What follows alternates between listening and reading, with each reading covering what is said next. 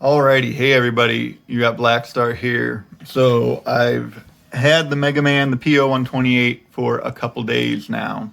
Had some time to sit with it, mess around with it, do some jams with it. And I've cleared up some of the things in the initial demo tutorial video that were bugging me, or I couldn't really get figured out, or didn't understand why it was or wasn't doing something. So I kind of wanted to go a little more in depth on clearing up some of the things I have figured out and adding a couple of the other sort of features that I did not go over. So if you haven't seen that initial video, go ahead and check that out. It's right up here. So the first thing I want to go over is the glide issue. I was having issues with the glide on the low octave range, which is 8 through 15 because 16 is your drum.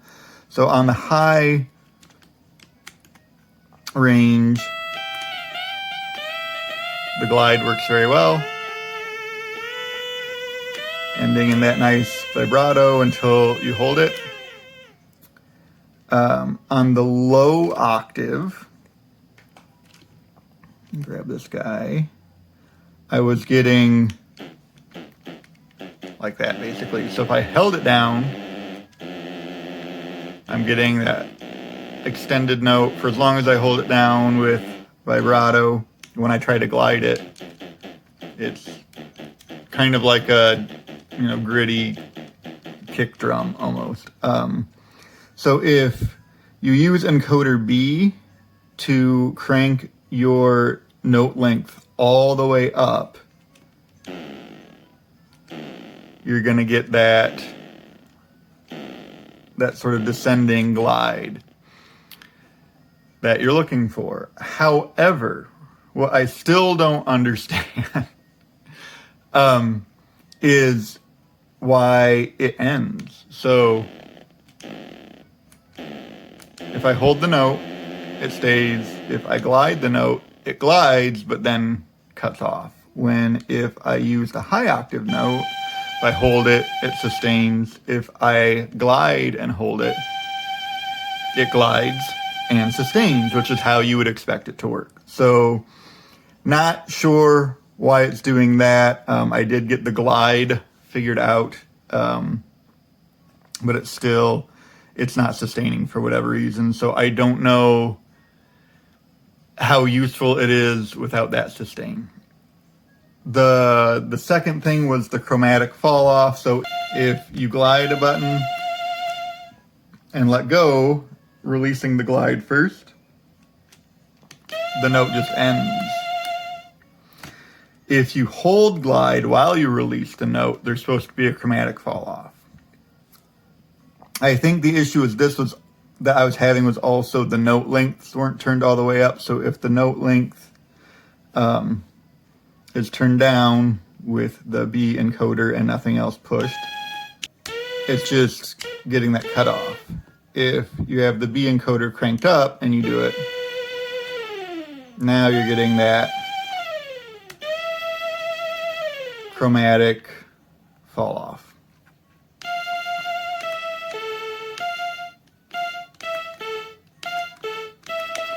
So a lot of the glide functionality is entirely dependent on your note length using the B encoder. So those were the issues I had with the glide that I wasn't real clear on. One of the other things was the amount of tracks you can record on. So the original PO-28 Robot, see, I remember the name that time, Robot, yay. It had a 1 track plus 1 drum recorder, basically. So you could record any sound. You could record a sequence using any sound, 1 through 15, plus any sound from the 16 bank, which is your percussive sounds, right? So the Mega Man 128, their whole thing with, hey, this is why it's better than the 28, is that you can record 3 tracks. Whoa, which, I mean, like the factory, you can only do 1, plus I think the drum, or just 1, and that can be frustrating. So adding the 3 tracks is great. However, why I said that kind of shitty was what they don't tell you. And, you know, I've read the manual. I've looked at some of the literature online about to see if anywhere it says this. But there is sort of an asterisk there. So first of all, the PO-128 was 1 synth voice plus a drum.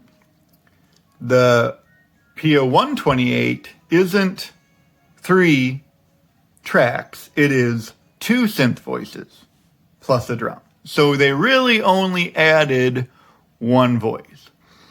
There's a caveat beyond that, in that it's really 1 high octave synth voice plus 1 low octave synth voice plus drum. So you cannot have 2 voices from the first 8 banks. You cannot have 3 voices from the first 8 banks. You can't have 2 voices from the high octave range and 1 from the low. You can have 1 from the first 8, 1 from the second 7, and the drum. So I have a blank pattern here, and this is actually showing you that I currently have number 1 from the high octave, number 5 from the low octave, and 16. So we're going to select 2. There we go. And then I'm going to select number 4. So I want to add that into this now. So what you see is it's changing, just like on the factory or whatever. If you create a pattern and select a different sound, it's not going to open up a new bank for you. It's just going to change that sound.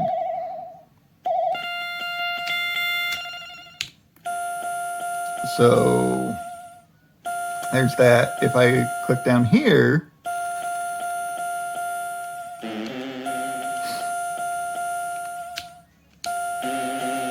now we have our second track.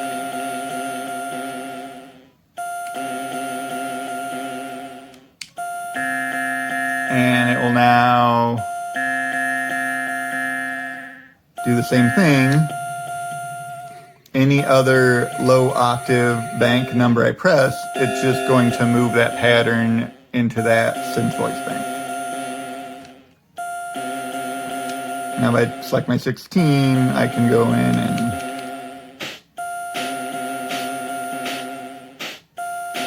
do whatever. So there's that.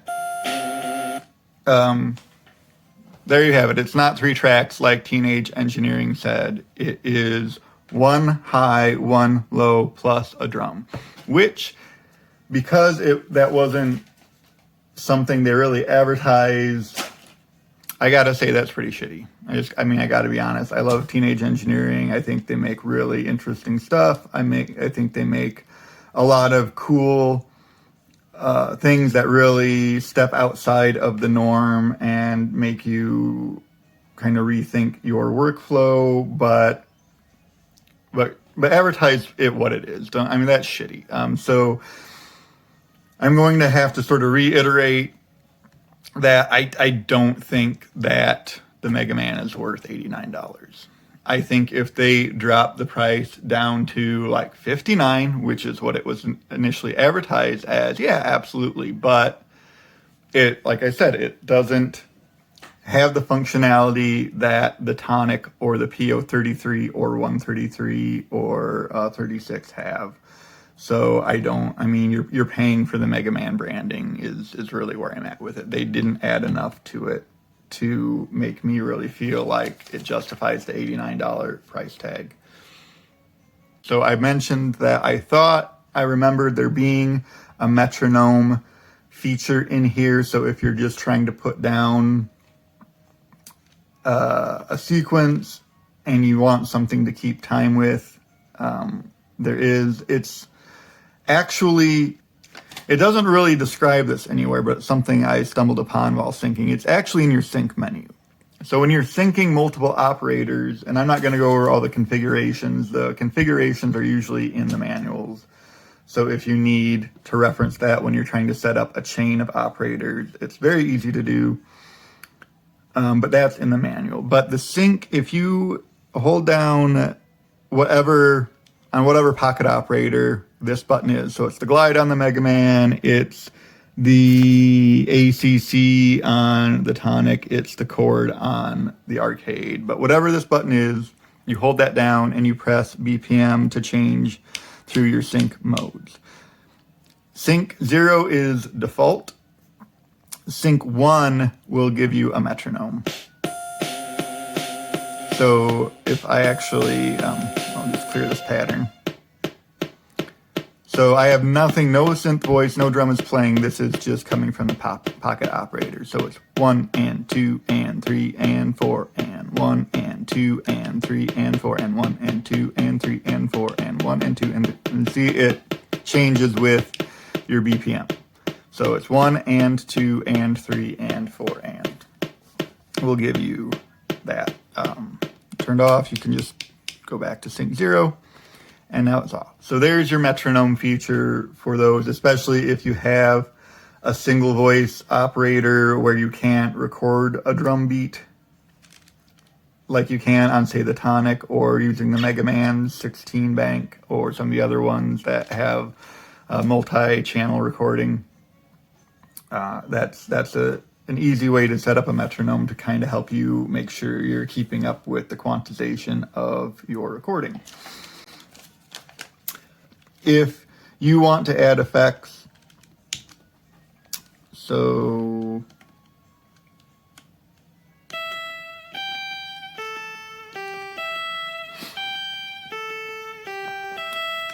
your effects button is the second one right here.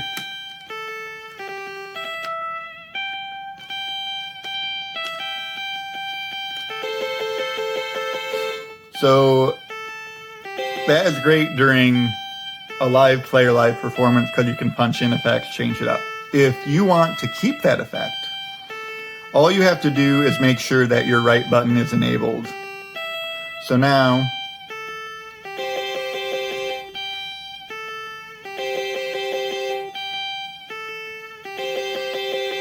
right, so that's when, and you can layer effects on top of each other.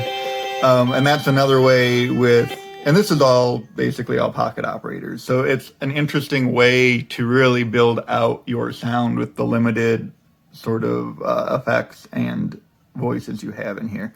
I've got some really interesting stuff on the factory. You can find it here. It's with that anime clip or whatever. That intro is on the factory, and that is literally just the factory with one of the effects recorded in that gives it sort of that piano. Like, it almost sounds like, you're playing on a piano. It was really interesting. So you can stumble upon pretty cool effects to add in. So that's how you do that. Again, if you want to do like the same thing, if you want to do parameter locking. So if I hold right,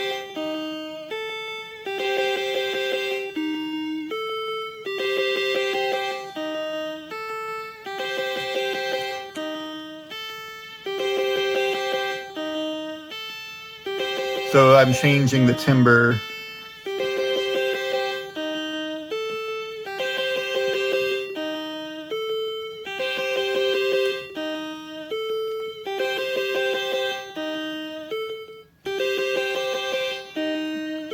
And then the note length. So that's parameter locking.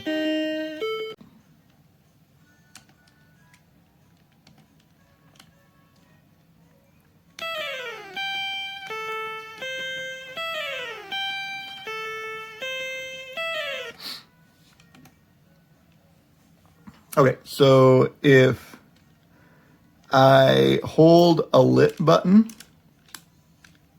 and press glide, you'll see it gets a little brighter. I've now added glide to that step. So if I was doing a live play and I didn't glide into that, or I just added manual notes and wanted to add a glide to it,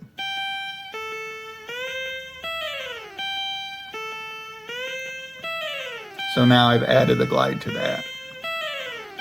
If I want to add a chromatic fall off after that, I can hold the next unlit button and press glide.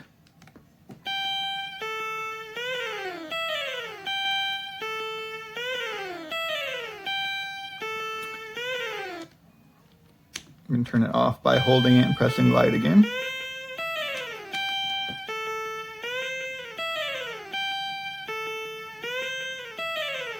And it kind of falls off on that one. Let's actually try here.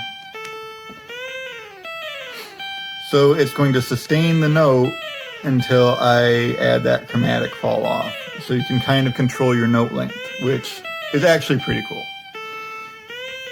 So that's something unique to that. One of the things that I haven't really used before, but I think it's on multiple pocket operators. I don't think it's just this one, is it actually has a step multiplier for the drum track, which is cool because then you're able to use re-triggers to increase the amount of drums. You're not limited to the BPM and the 16 steps. So if you want some faster drums to go with a not so fast melody, that's a good way to achieve that. So we're gonna select 16.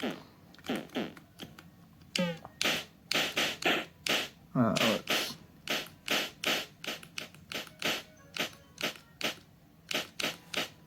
grab that, and then I'm gonna plug that here.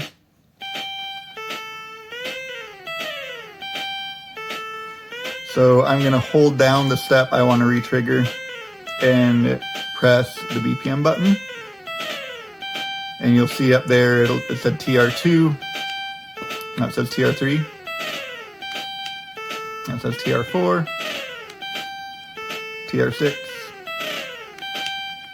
TR8, and 1. So you can go up to 8.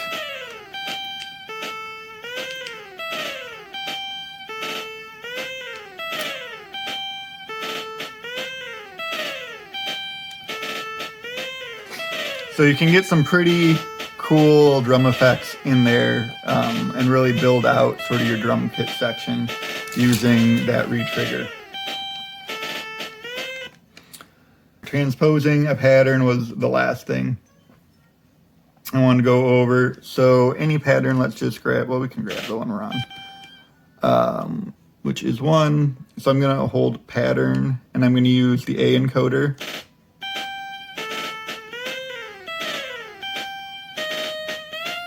And it's going to show me the key up here.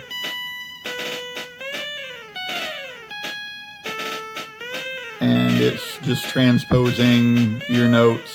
So if you make a pattern and you don't like it where it is, or you want to change the key, that's just a quick way to grab that. Or you can do like that. That's pattern 1. We're going to write pattern 2. And I'm going to transpose this up. And then I'm going to chain those 2 patterns together.